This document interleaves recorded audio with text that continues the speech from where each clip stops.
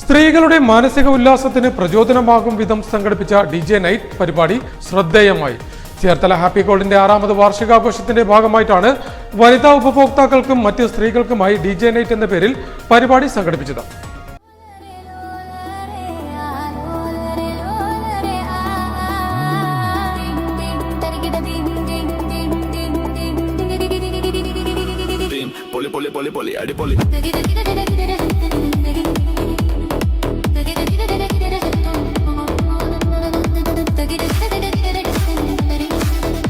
സ്ത്രീ ശാക്തീകരണവും സ്ത്രീകളുടെ മാനസിക ഉല്ലാസവും ലക്ഷ്യമാക്കി DJ നൈറ്റ് എന്ന പേരിൽ പരിപാടി സംഘടിപ്പിച്ചു.